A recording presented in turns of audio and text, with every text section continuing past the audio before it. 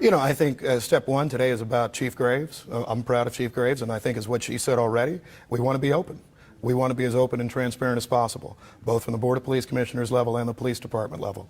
I think she has exhibited that throughout her career.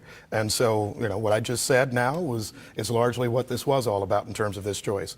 We talked about who has a vision for making Kansas City safer, who knows the issues of Kansas City, and frankly, who is going to be an innovator who will go into any room, whether those are rooms where we've had fights in the past, and simply say, look, we're here to build the best police department possible and the safest city possible.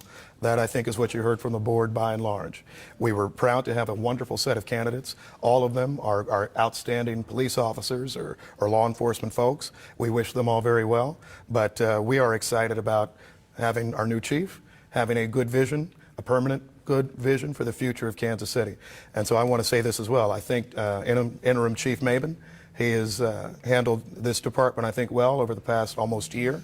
We thank him for his service and his continued service here in Kansas City, and we look forward to doing more so that we can tell Kansas Cityans ultimately we will have a safer city. You heard the chief's thoughts about the DOJ investigation and the whistleblower investigation. What's your hope on how she handles these investigations? I think she'll handle the investigation well. She'll handle every situation well. You know, this is a tough time to be in policing in America. I think Chief Graves understands that, from being a patrol officer to being a records clerk to now being the chief of police. And the best way to handle these situations is to be open, is to be as honest and transparent as we can, and to build relationships with folks. You know, something that was particularly interesting and impressive to me, just yesterday at City Hall, we had a hearing about a victim relocation, a witness protection fund. Chief Graves was there. Chief Graves was there, the Jackson County prosecutor was there, the mayor was there for a little while. These aren't collaborations and combinations we've seen all the time. She's somebody who's going to do the work to make sure that past any personalities and any politics, we're trying to get things done. And I think in connection with the DOJ investigation, any lawsuits, anything that comes up, you'll see this department be as open as it can. And, you know, I talked to Chief Graves earlier today. I think what she said is we're going to strive to be better every day.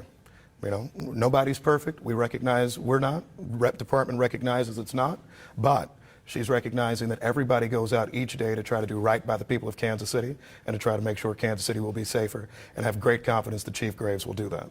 I know that we all know that a lot of people wanted something different, someone Sure. from the outside, and it seems that the board decided to continue on with the status quo. How do you respond? You know, I don't think this is status quo at all.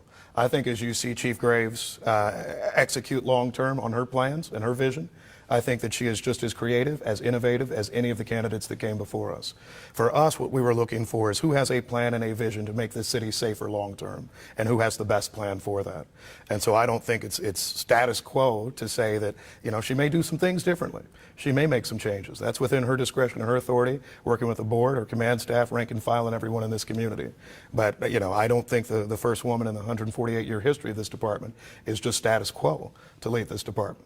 I don't think somebody who has been an innovator as a major and an acting deputy chief is just status quo. I think she's somebody who's going to hit the ground running to try to make differences long term for the best interest of this city and this department. And I think you'll be seeing that over the weeks, the months, and the years ahead.